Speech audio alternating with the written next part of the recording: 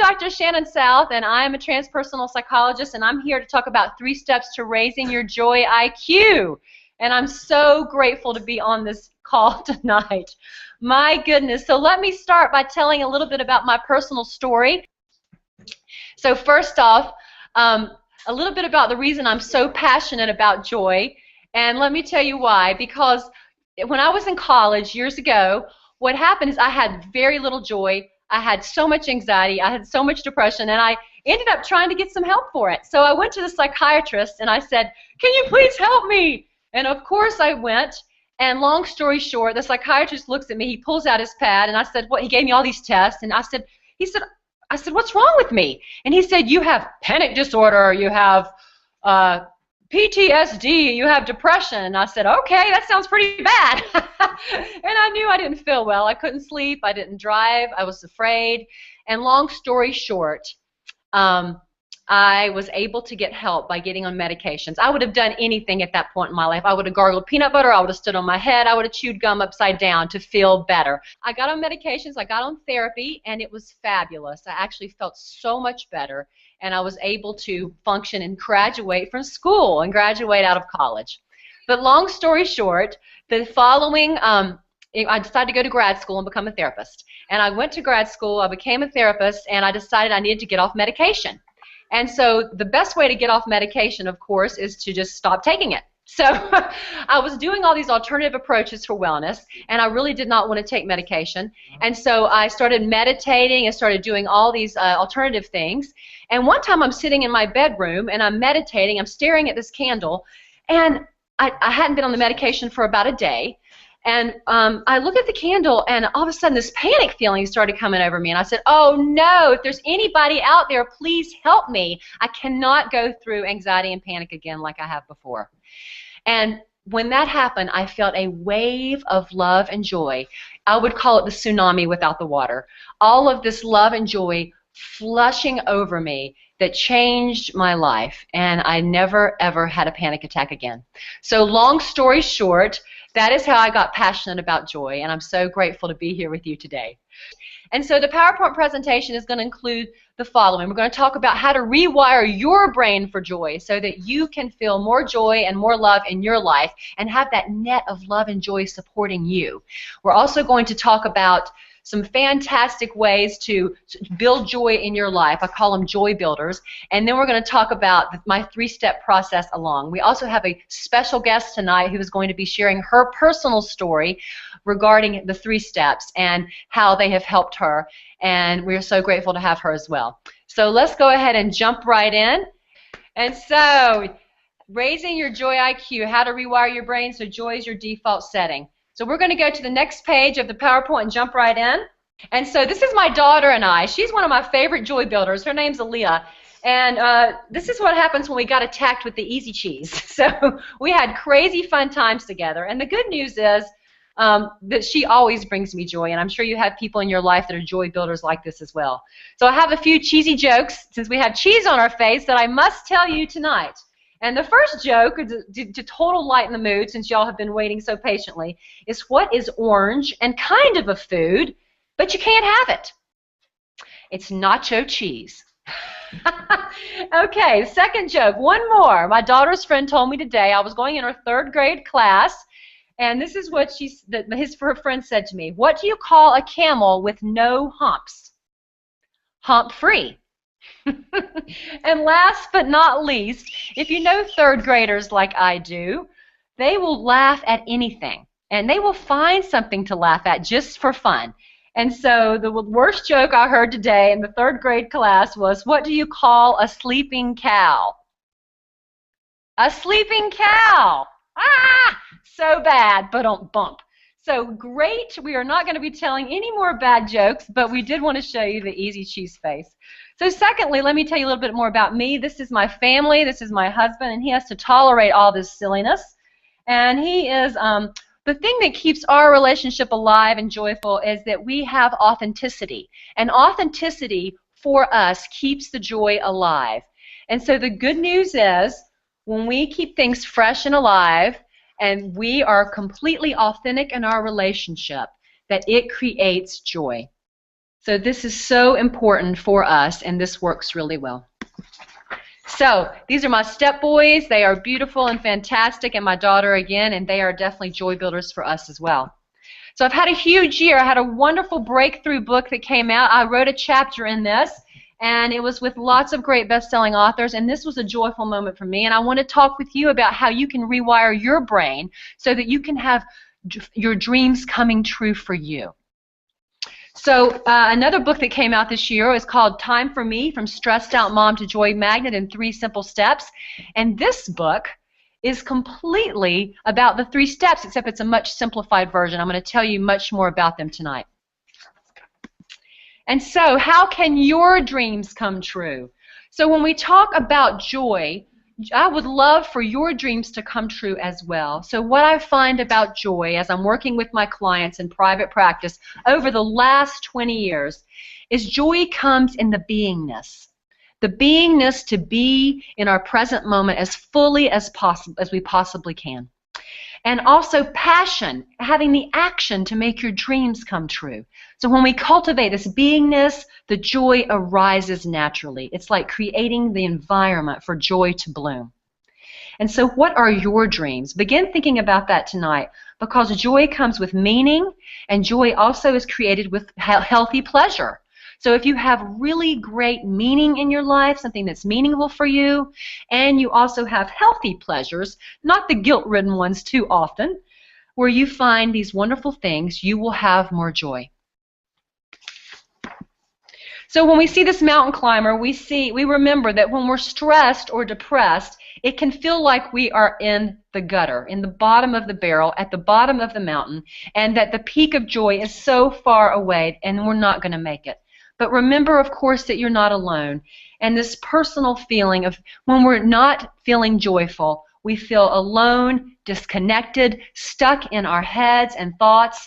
And as we cultivate this beingness, we continue to move one step at a time.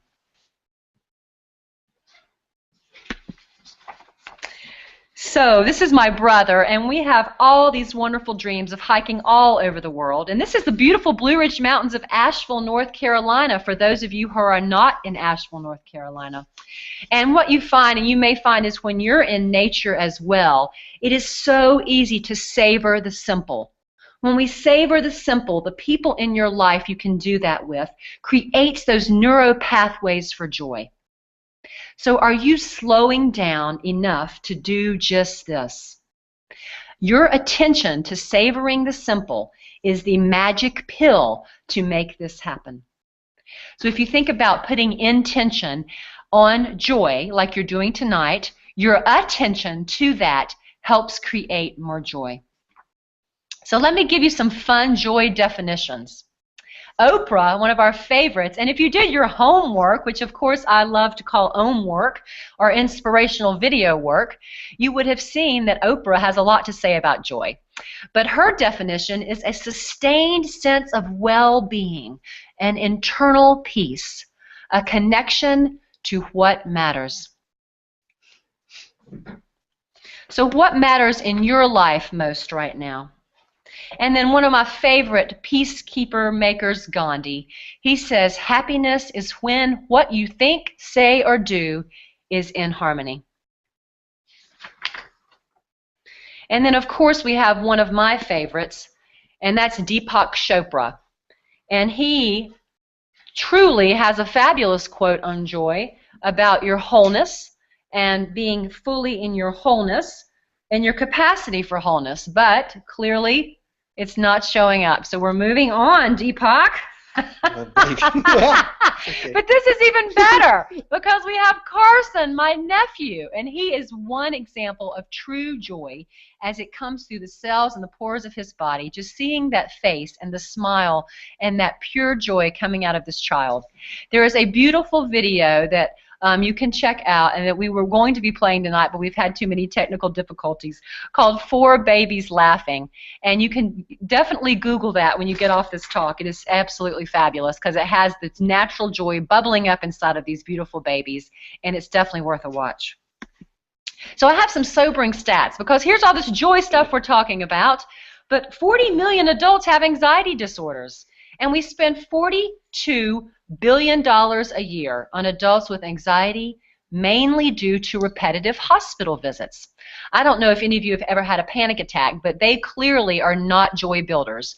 And often people end up in the hospital when they have them. They think they're having a heart attack, or they think something's going on with their health, and anxiety creates a lot of physical symptoms. So I will be sharing with you tonight a joy builder that actually helps you calm your physiology. And us over here in the Joy Factory could use it as well.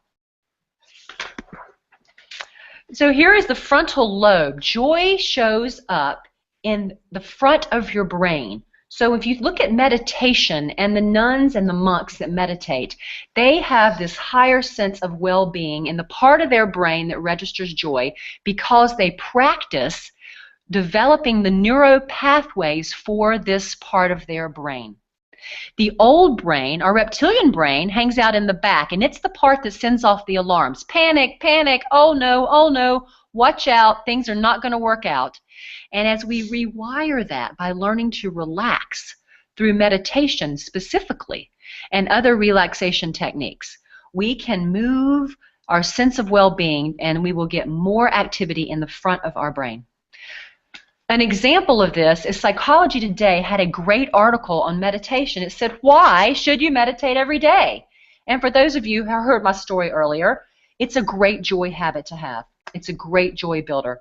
The brain of meditators looks different in several ways, and let me tell you why. The wise, happier parts of the brain that can see the bigger picture light up more, as well as the part of the brain that doesn't take things so personally, because the back of the brain takes things very, very personally, and it also creates a lot of fear. Also, the ruminating parts of the brain. I read an interesting article the other day that said brooding is one of the #1 things that creates depression. So when we brood and obsess over and over and over, we feel more depressed. So the ruminating parts of the brain can be reprogrammed so that we can have joy in the frontal cortex of our brain. So let me share some brain myths with you. This is fascinating. It comes from a book called Super Brain. And the guy that wrote this is actually a professor of neurology at Harvard. So do you think he knows something about the brain? The first myth is that the injured brain cannot heal itself. And this is absolutely untrue. If you've heard anything about Milton Erickson, he was a psychiatrist years ago, his story was phenomenal. He was actually paralyzed by polio and was sitting in his rocking chair, could not move anything but blinking his eyes.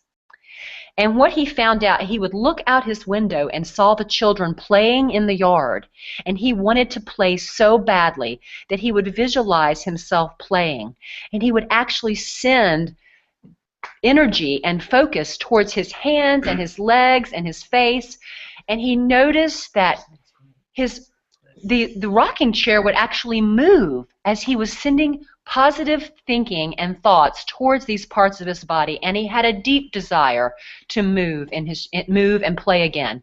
And so he ended up getting out of this chair, being able to walk, being able to move his arms, being able to use all of his faculties again, and the injured brain can heal. The second myth is the brain's hardwiring cannot be changed, and we know that is absolutely not true. And the third myth is that aging in the brain is inevitable, and that's really not as important to us tonight because we're not talking about aging, but with the right environment, that brain does not age. Also, myth number 4, the brain loses millions of cells a day, and the fact is it takes 600 years to lose half the neurons in your brain, and I don't think we're going to be around that long. The other thing I do want to point out is that the primitive reactions, fear, jealousy, anger, and aggression, do not overrule the higher brain. That is a myth. We can actually train our brains so that that's no excuse for you guys when we get angry or when we're afraid anymore. That's no excuse anymore, that we actually know we can rewire those primitive reactions and get to that center of well-being in our brain. So the opposite, this brain is different than the one we saw earlier. The CEO of the brain in the beginning actually is disengaged when we're under stress. And severe stress, when the cortisol continues to run in the brain for chronic periods of time, causes extreme aggression, acting out, fear, all kinds of disorders and reactions in people's behavior. Impulsive behavior, stress-related diseases, those kind of things. So sleep deprivation can cause that, substance abuse can cause that, and it can lead to impulsive behavior and all those kind of things. So as we have too many alarms going off in the brain, we will learn how to calm that alarm system and learn how to relax to increase the frontal cortex of well-being and joy that we saw earlier. So I always tell my clients, well, which part do I listen to? Our brain is like a bunch of wild horses running around, pulling us in all these different directions. How do I get all these wild horses on the same team? We don't want to wreck our cart, so we got to get that CEO, that healthy CEO of our brain in charge so that we can actually go in the same direction. When we have trauma or we have stress, it disintegrates, meaning we become not integrated. And so we have to bring all these horses back on the same team and train them to go the same direction. So let's learn to do that today through this 3-step process.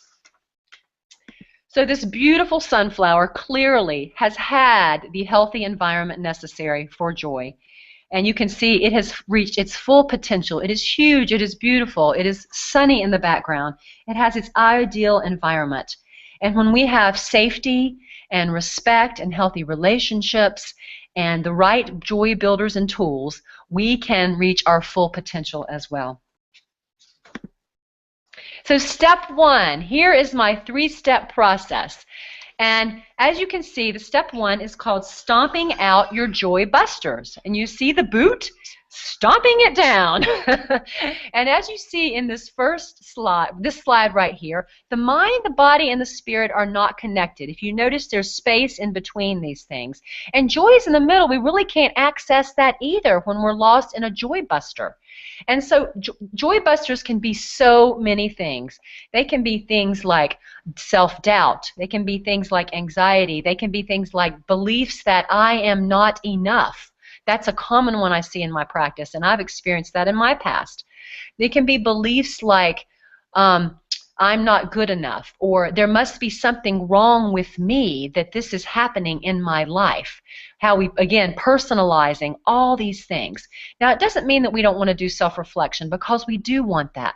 But we want to self-reflect from a nurturing, joyful, loving place inside that doesn't judge ourselves. So I want to challenge each of you right now, as you're continuing to stay with this webinar with me, to hold yourselves and notice how you are experiencing this webinar.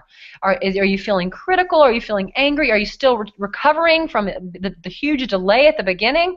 What's going on in your system that is happening right now? And just noticing that. And if you notice, you may feel a disconnect or you may feel an integration, but holding yourself in non-judgment and a net of love and joy around that. So we may use false substances and things like that to try to glue these things together, and that doesn't work. So the key that I really want to share with you, and if you get nothing else out of tonight, this is the main point. It's our relationship to what is going on, not what is happening that's the problem and the solution. So if you see this picture, you see this guy, and he's like falling in the ocean. There's a fire, there's a shark. He's having a really hard time. He's super stressed about it. And it looks like the other yacht might be pretty comfortable over there with the sun setting and relaxing. If we're coming to our lives from a place in our brain where the CEO of our healthy brain is actually rewired in a lovely way, we can experience things that are even challenging and difficult from a different vantage point. And so this is why this is such an important dynamic tonight for this call. So let's move to the next one, and just noticing inside of you if you're feeling any of these things and how you're relating to your life right now. So we could be relating to it like this. Here's a guy coming into the bookstore, and I'd read it, but it probably wouldn't do me any good anyway. So breaking the cycle of negative thinking. Clearly affirmations work, clearly positive thinking works, but it's even more than that that creates joy. So we really want to know what our beliefs are to help us with creating joy in our life. So we're going to dig into that a little more as well. So we want to savor the short-lived joys of licking the bowl of yummy, yummy, yummy chocolate and absolutely enjoying every bit of that. And those are really fun things that we like. But we also want to move into a deeper, longer-lasting joy, not just the short-lived joys like my daughter is fabulously digging into right there. And also, Val Kilmer played Jim Morrison in the movie The Doors. And boy, he sure was a five-sensory joy seeker, wasn't he? He definitely had fame, money, power, women, alcohol, drugs, everything he thought he needed. And he died early, didn't he? So what we know about this is that Val Kilmer was a five-sensory being. And he clearly needed to move beyond his five senses in order to experience long-lasting joy and a longer life. So, is more better, or isn't it? Clearly, this person thinks that jumping in the vat of chocolate is the way to go. But we are going to say, how do we get beyond the five senses and into more joy when we get out of balance like this person?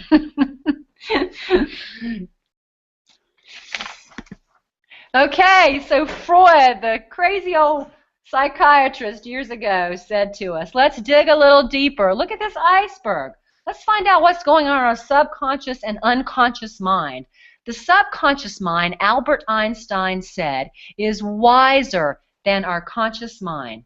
So what that tells me, if we can learn to access our subconscious and bring that to the conscious mind, we can have more access to joy, and we can untangle any of the joy busters that are in our way of feeling safe, of being able to let go into joy, and of also being able to experience joy.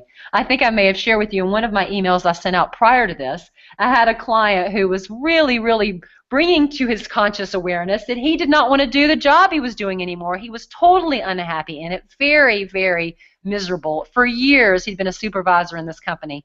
And he decided that he wanted to work on cars. He just brought him so much joy.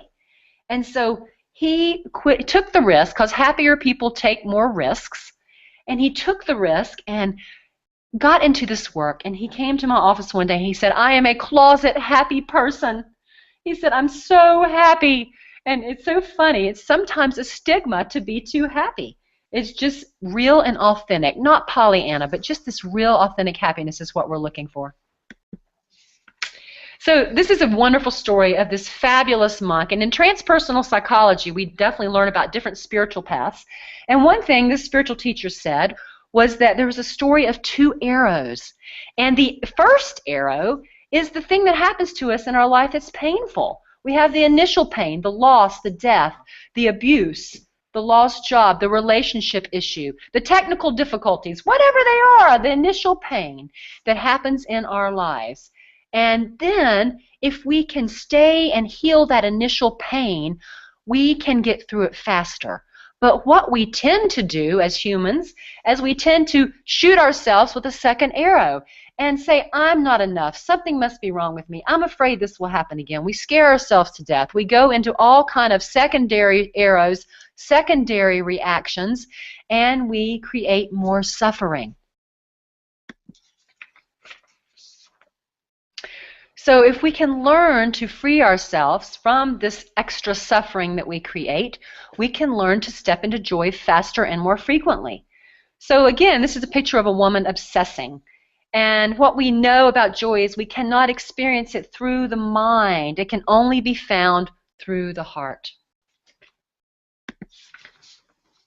So,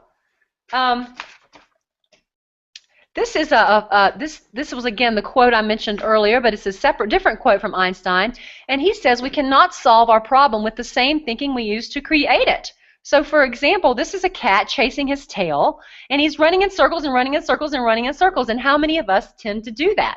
And we have done that before. So we need to step back, take a breath, and get into another part of our brain so we can solve the problem that's created. If we step into the same part of our brain that's created it, we cannot free ourselves from the suffering. More cats. Okay, so we have this freedom. We're out of the bag. We have more joy. And here we go, moving into the freedom in our lives. And what happens when we get this freedom is it feels really good. And so we have these pathways to joy in our brain become easier and easier the more we practice them. So we will continue to free ourselves from these joy busters and move into less obsessing and less brooding and more joy.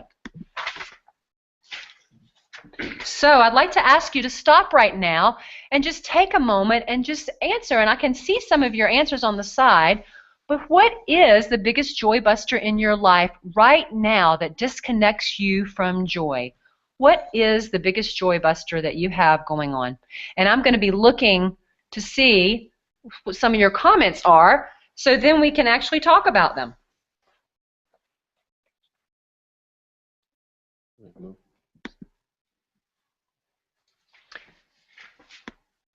So how do we get rid of joy busters? We have, clearly all of us have joy busters in our lives. And so we're looking for more comments to see what the joy busters are.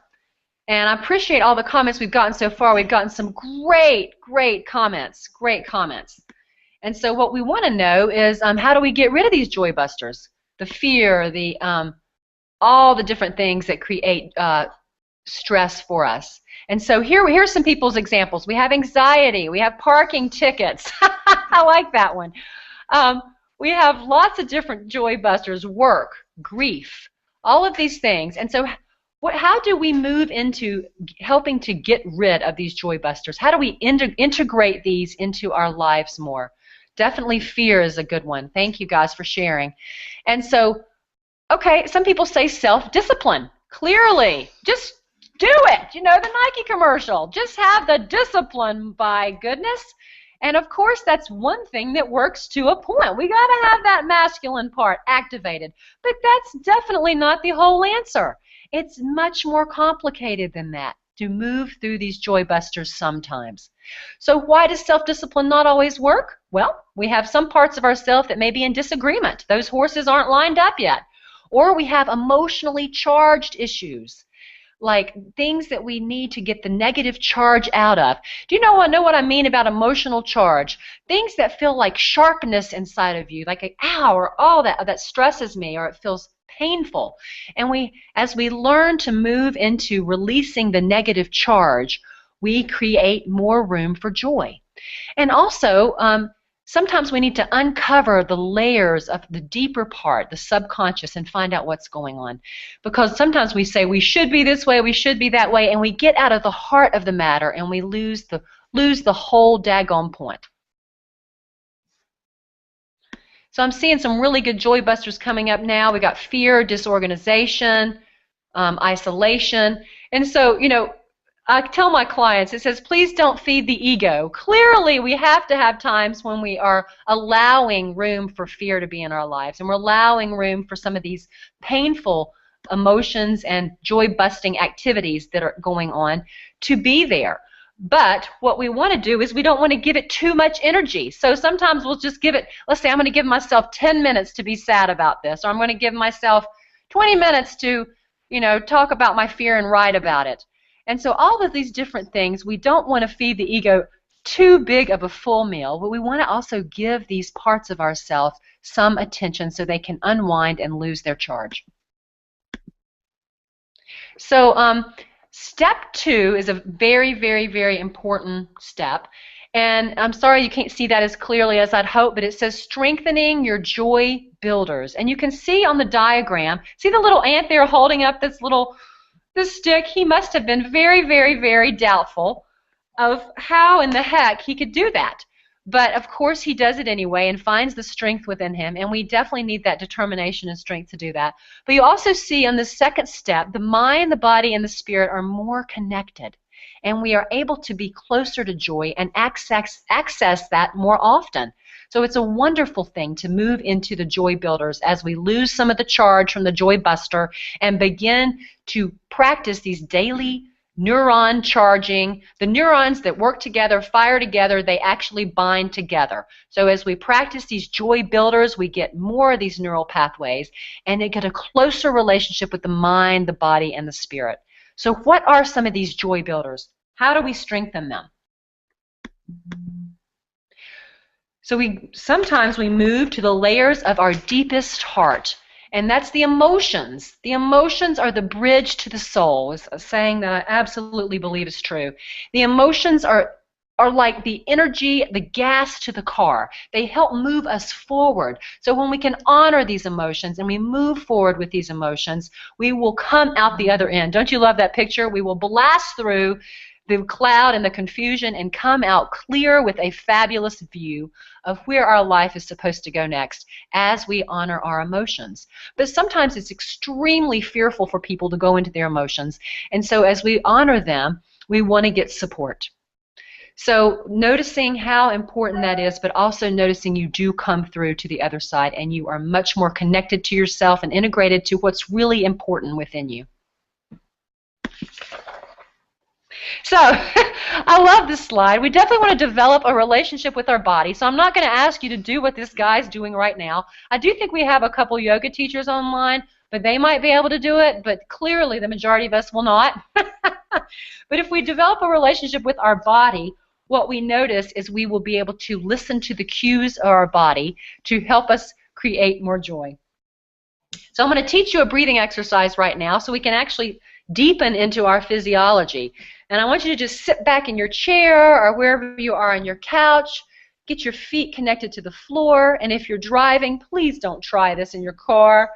And let's do a little short breathing exercise just to calm you and get you down in your body even more. And this breathing exercise was actually in the Oprah magazine last month, I think it was, and I've been doing this breathing exercise since I was in my 20s, teaching it to clients at the hospital. So it's been around a long time. I call it the joy breath. So we're going to breathe in for 4, hold for 7, and out for 8. So let's breathe in through your nose for 4 counts. And hold, 3, 4, 5, 6, 7, and exhale.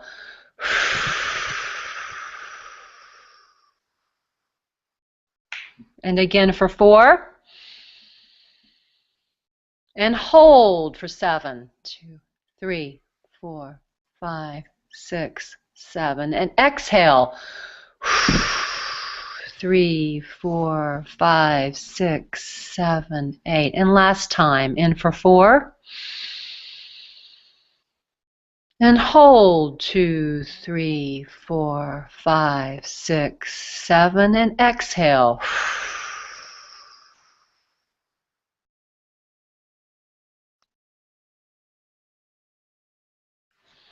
Just noticing if that even brings a sense of calm over your body. And that taps us in to that sense of well-being and that sense of joy that's in that picture we saw earlier in the front of our brain. Just really enjoying that. So if you look at this iceberg is about the subconscious mind, and we talked about that earlier. As we are looking into those deeper parts of ourselves, what we find is there are hidden beliefs and hidden emotions that we didn't even know were there. And as we traverse these waters, these deeper waters of our emotions and our beliefs, we find so much that it may even be a surprise. And if we have the courage to do that, we will have more joy in our lives. So let's just play with the belief right now. I want you to say out loud, wherever you are, I want you to say out loud, I am a joy magnet. Just noticing how that feels. I am a joy magnet.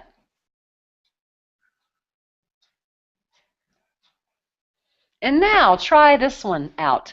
I am a crap magnet. Say it out loud. I am a crap magnet. How does that feel? So we clearly know those feel very differently. But it's amazing when we start digging around. We are not only going to find the flowers, we are going to find the manure in our garden, and we must use it to help create joy in our lives. Another beautiful way of creating more joy is developing a relationship with your subconscious mind. And if you look at this woman, she's laying there, and our subconscious mind speaks to us in dreams. It also speaks to us in synchronicities and symbols, maybe creative flashes. Sometimes we get images in meditation or even through our daily life. So we want to look for synchronicities in our life. Synchronicities are those things that when we get excited about something and things start falling together.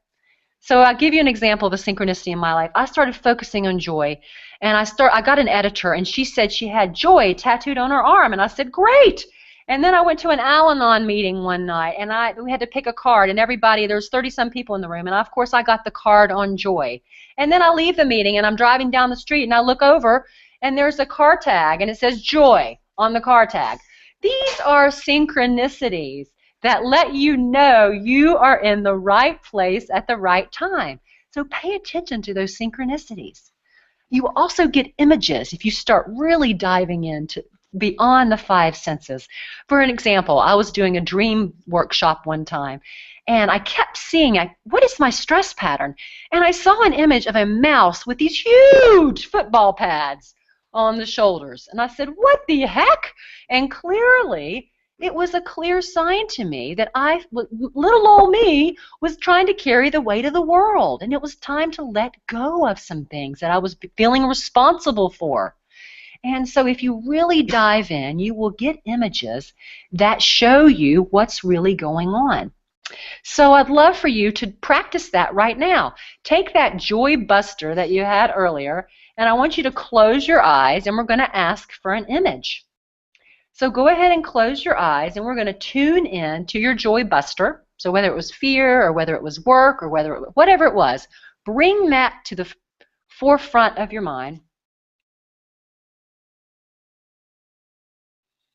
And just notice where you feel that joy buster in your body. Where do you feel that?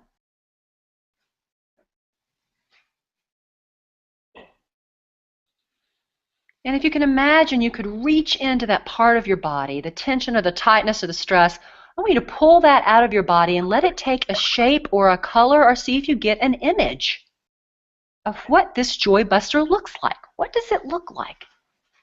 Is it a color? Does it have a texture? What does it feel like? Is it sharp? Is it mushy? Is it scary? Is it funny? I want you to thank it for trying to help you the best that it knows how. But, let it know that you would prefer joy guiding your team of wild horses. And would it kind of step to the side and loosen up its grip on you? That it's trying to help you, but you would prefer joy to run the show. And so we're going to put it aside. And I now would like you to ask your wisest self, and we all have a part of us, a higher brain, wise part of ourself, to bring you a symbol that represents joy for you tonight. Just noticing, what is that symbol for you that represents joy?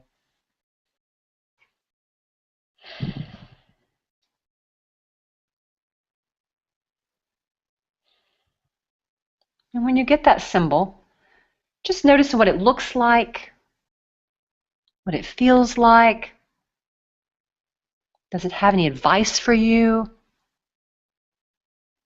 And you can even ask it if it would help you with the other joy buster. Would it be willing?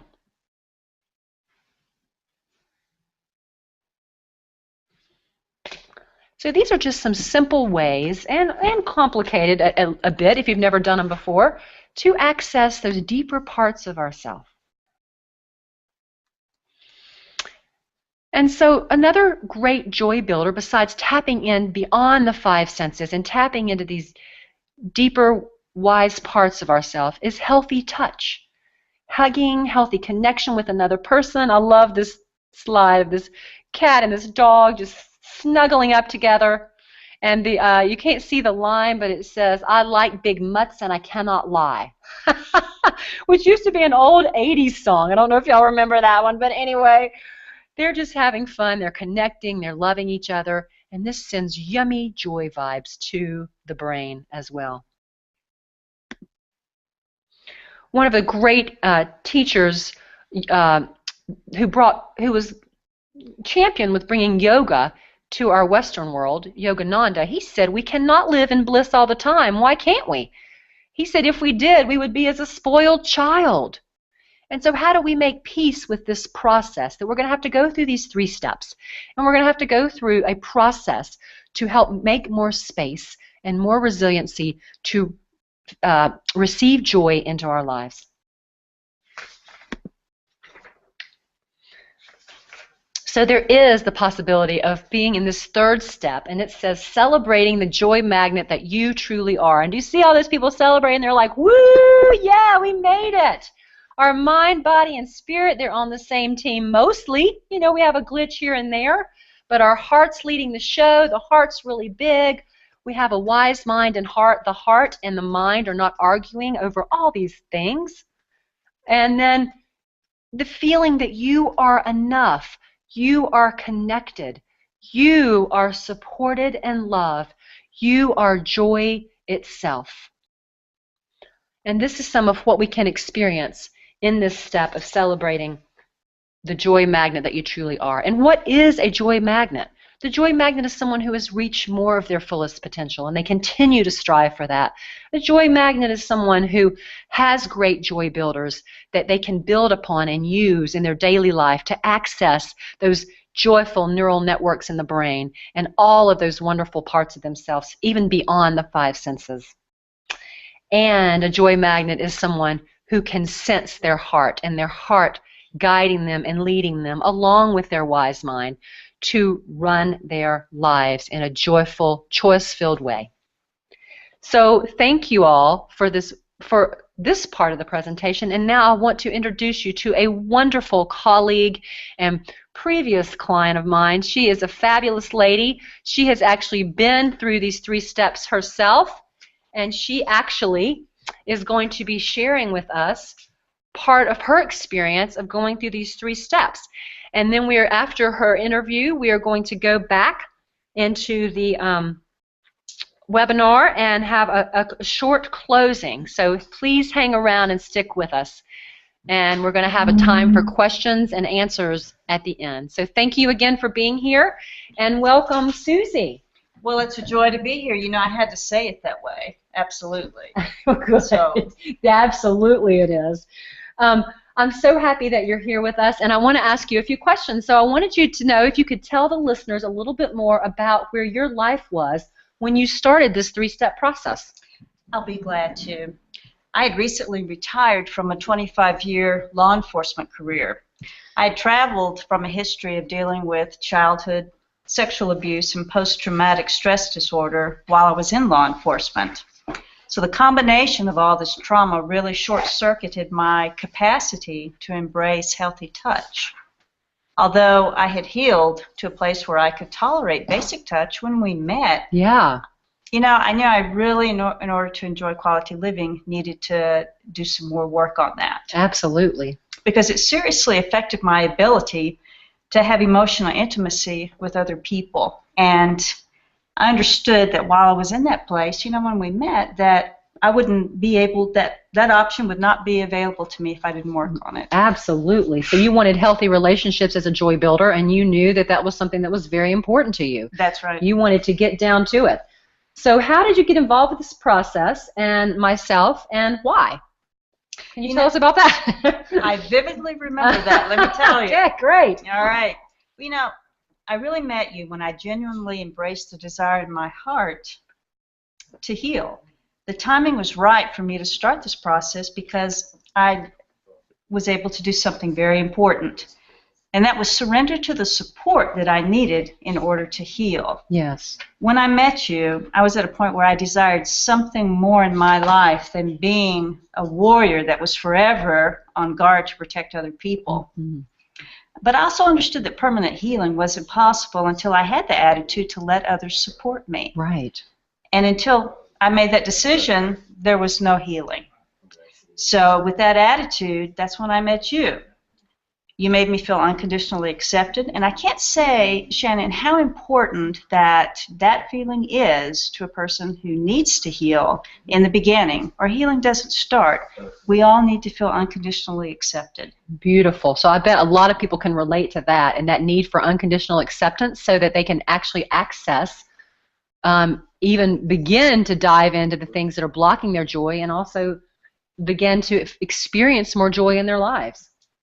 So what has been one of the most helpful parts of this process for you? Because you've been through this process, you understand it deeply, and I know that you have some great feedback for the people on the call of like just what's been the most helpful for you? Well, as I went through the process with you, I discovered that all 3 steps were equally important. And that's true because each step of the joy process builds on the last step. You can't circumvent any of the steps in the process and really find permanent healing. Yes. Just like when the Joy Busters were removed from my life, that really freed up space in my heart for the first time to allow my Joy Builders to support me. Those Joy Busters were just taking up all the space in my heart until I got rid of them. And honestly, what I found out is that I couldn't shoulder all the pain of my past trauma because it was so emotionally charged. And then ding dong, the light bulb goes on, if I could say it that way. That's when I really understood that as human beings, we're not supposed to make those journeys alone. We're wired to be supported. Beautiful. Because I embraced the support from others, then I was able to really realize my dream of happiness by becoming all that I was meant to be. So things that weren't open to me before, like emotional intimacy with other people, were now becoming realities for me. This is great, Susie, because I'm sure there are people out there that have relationship issues or would like to dive deeper in their relationships or would like to dive deeper in themselves and create the capacity for a good relationship. So this is very helpful. Thank you. So if there are listeners on the call experiencing anxiety or depression, do you think this process could help them raise their joy IQ? And if so, why do you think that? Yes, I really do think that it can. I discovered that journeying through the steps of the process increased my awareness IQ about joy. Okay. When I identified the Joy Busters in my life that were having a negative impact, it was only then that I could get rid of them. Okay. If I didn't know what they were, how could I get rid of them? Absolutely. So you had the courage to go in there and find out what they were. I finally did, and I gained a lot of wisdom in hindsight because now I understand how to keep those particular Joy Busters out of my life. Beautiful. And then I was allowing my Joy Builder relationships to support me taught me so much about receiving. When my trauma happened, my ability to receive was broken. In fact, the support of my Joy Builder relationships were really those people who retaught me how to receive because they modeled actions I could trust. Yes. Beautiful. So building that trust back with others and also building that trust in yourself and learning to receive truly was a deep, deep, deep joy builder for you. Well, it really was. And then, I began to understand that my healthy relationships, if they were to be healthy, I needed to not only give, but also receive. Beautiful. That created my balance. Absolutely. So the balance of giving and receiving created more joy for you. That's correct. Oh, did everyone hear that on the call? That is such an important point because the more balanced we are with giving and receiving in our lives, the more joy we will experience. And so can you, just a couple more questions, can you share some examples of how your life has changed by going through this 3-step process? I'd be glad to. The trauma in my life created my aversion to healthy touch.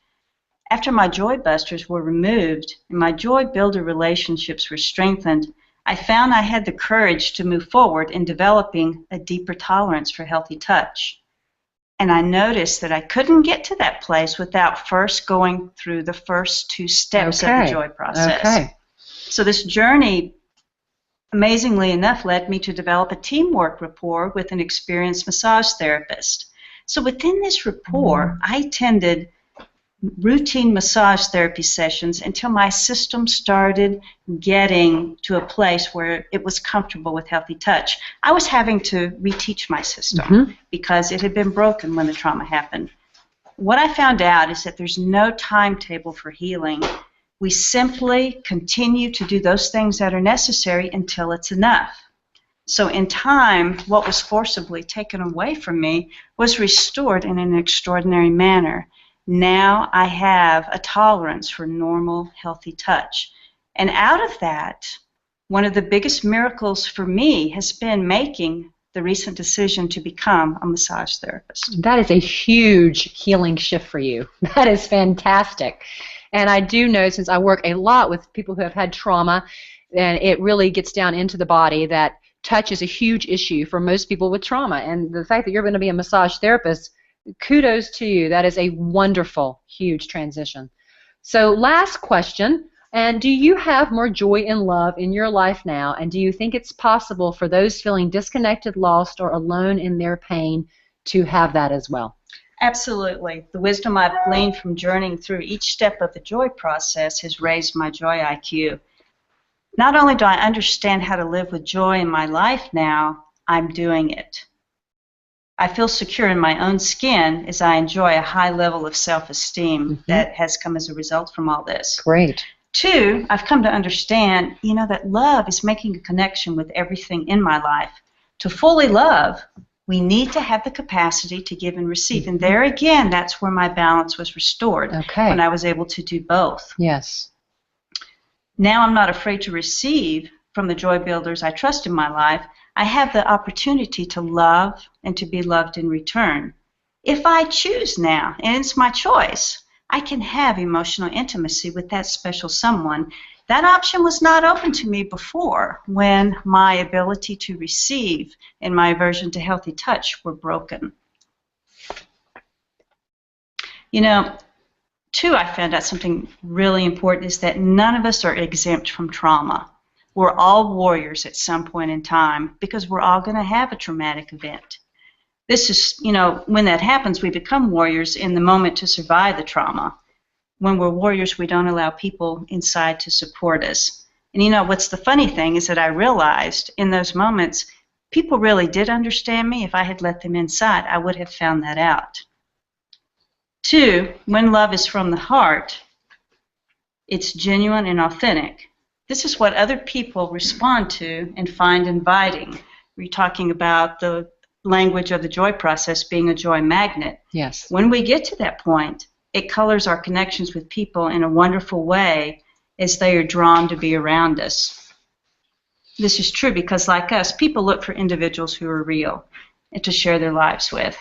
And when I really understood that, all of a sudden, I was realizing some of my full potential. And the greatest thing that I have found from all of this is to be able to play all this forward. Oh, I love that. Play it forward. Woohoo!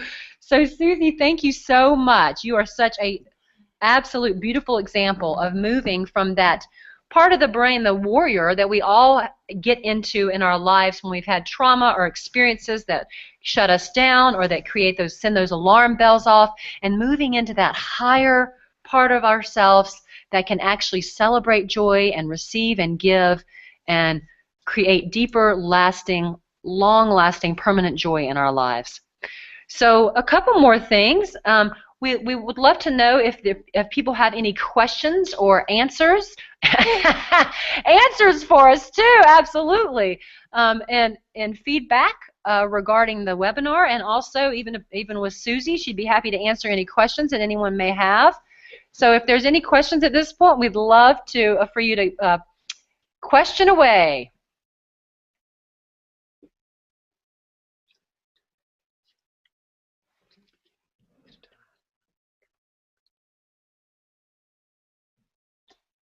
And I know there's a delay with the system, so we're just giving it a minute for the questions to come in, and then we will be able to answer some of those questions. So while we're waiting on those, I want to go ahead and share a couple more things about celebrating the joy magnet that you are. So this image is an image of an open door.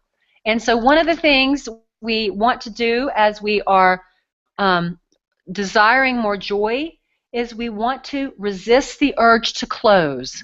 We want to stay open as much as we can in safe environments, because life is too short to be closed and afraid.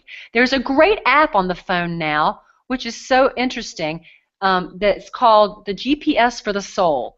and it helps regulate your heart rate. And so if your heart is out of balance, it tells you. So you actually can go to the app and you put your finger on it and it gives you your heart rate, and then it says you're out of balance or you're in balance. And so my daughter and I do this, and we have such a fun time with it. Then it gives you a meditation or a relaxation to do to help your heart get back in balance. And so this is a really fun, wonderful thing to do. But if we can resist the urge to be closed, we will have more joy. So we're getting some great questions coming in. Step 3, people are wondering how I'm there missed step 3. Step 3 was celebrate the joy magnet that you truly are. And one of the questions coming in is, what is a good way to stop negative thoughts? And so one of the ways we want to stop negative thoughts, which can be ruminating, or they could be brooding, or they could just be negative, is we want to catch it. So we want to make it conscious and pay attention, and then we say, oh, okay, I'm having this thought. Is this really the monster that I want to feed, for example?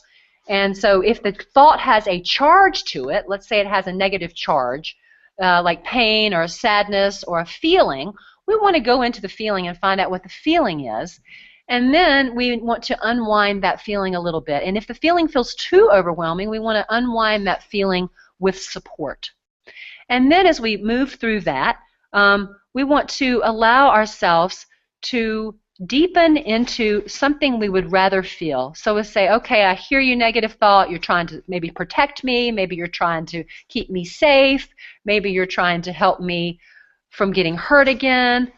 But I would really like to think in this way. I would like to think that everything happens for a reason, or I would like to feel like that I can open my heart again and love again in a deep way, or I'd like to feel like that life is short and I don't want to shut down. Whatever the intention that we have, we want to get clear about that so we can move out of the negative thought, and then we want to begin to focus on the positive thing that we want. And so that's a great question. Thank you so much for that. And we're getting a few other questions. We're getting a couple other questions, but we also have people that are not seeing the third step. So I want to go back to the third step one more time. And the third step, first step is stomping out your joy busters. Second step is strengthening your joy builders. And the third step is celebrating the joy magnet that you truly are, because our essence truly is joy. It's just one more. Is it? Yeah. Okay. So let's move to this one, because this is such an important point. As we're celebrating in the third step, the joy magnet that we truly are, we want to hold ourselves in a net of joy and love, meaning with non-judgment. So whatever's coming up for us inside, we want to hold that in a place of non-judgment. And so if something gets stuck in our net, this is why I love this picture, if something gets stuck in our net, we want to help untangle it as quickly, and that's why we want to have these tools, so we can move into joy that is everlasting in this love that holds us. So what I want to offer you all, and I don't see any more burning questions right now. We've had 2 or 3, but I think we've answered most of them. Let's see. Let me double check here. We have people talking about open spaces, being in the open spaces, wonderful things. So net of joy and love that is everlasting. So we want to learn to cultivate this net of joy and love. And for those of you who are interested in going deeper and further along with creating more joy in your life, I would love for you all to feel this way. Look at this beautiful, beautiful girl. She is fully and engaged in her joy. It is from head to toe. And so I really would love for each of you to be able to access this type of joy in your life. And so what I want to do is I want to offer a 4-week program that I'm going to be offering for each of you. And so if you'd like to stay with me in this program, you can sign up for this. It's called raisingyourjoyiq.com, and it's a 4-week webinar that I've created if you'd like to go further with me than tonight. And it is going to be a power-packed, bang-up 4 weeks. And if for some reason you missed some of tonight, we are going to do this exact call again at the right time this coming Thursday at 8 p.m. Eastern. But the course is going to be fantastic, and let me tell you why. We are going to actually go into this three-step process in a much deeper way. We are going to, the first week, I'm going to teach you a clearing out process that helps you go in, and like one of my clients says, roto-rooter out those joy busters. It's called the clearing out process. And that first week, we are going to learn how to clear out the joy busters in your life in a deeper way, and I will guide you through a meditation and a process that will help you do just that, so that you can develop those neural pathways even stronger in your brain and clear out the things that are bothering you and keeping you from your joy. So I'll give you some practices for that and the meditations. Also for week 1, we are going to have a fantastic special guest. Her name is Julie Weaver, and she's going to be teaching each of you the emotional freedom technique and actually offering you a 30-minute free session to learn this fantastic joy-busting technique. And so week 2 in the webinar, we are going to be really focusing on strengthening your joy builders. And I'm going to be teaching you a fantastic meditation that I actually did a dissertation on that increases dopamine in your brain. Dopamine is those feel-good chemicals that make you feel really yummy inside and that shoot off a lot more yummy feelings in your brain. I'll be teaching you that. And often when I give this meditation to clients, they leave and I never see them again because it's so effective. So I'll be teaching you that. Week 3 and 4, we're going to be strengthening the joy builders. I'm going to be going into a deeper meditation where you access these 3 steps in a much deeper way and do even more of what we did tonight, but in a longer process.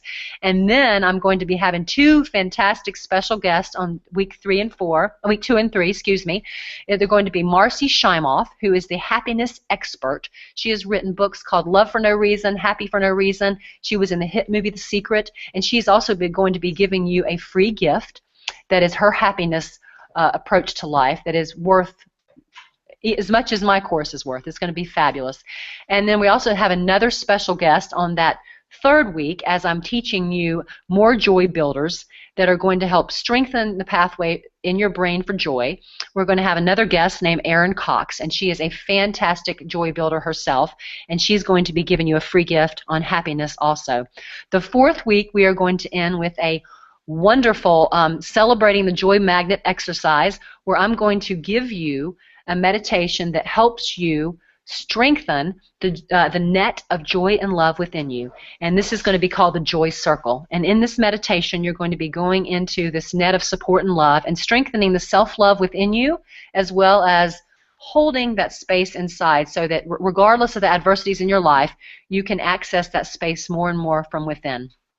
And we'll have a special guest that week as well. Her name is, she's a wonderful artist and a mystic named Sundara Fawn, and she'll be sharing with you her incredible visionary journeys that take you through a gorgeous art display of celebrating yourself through art and through deep work and through joy. And so there's much more to this 4-week webinar. So if you are interested, you can click right here and go into the raisingyourjoyiq.com course.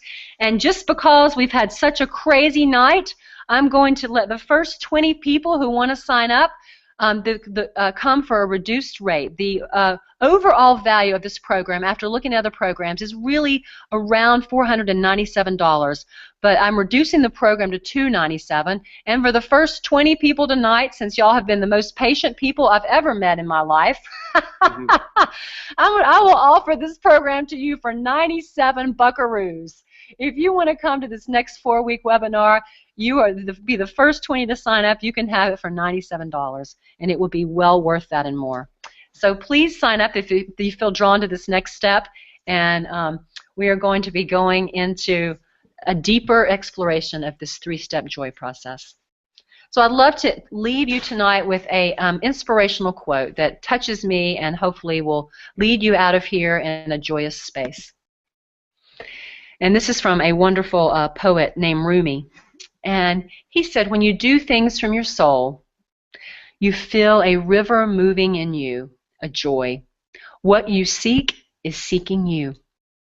So if you truly want more joy, it will come and it will find you, and it will meet you in the middle. So thank you so much for being here tonight, and have a beautiful, joy-filled night. And I will look forward to seeing you on the free call next week if you missed it, or in the 4-week webinar. Take wonderful care, and lots of love and joy to you. Bye-bye.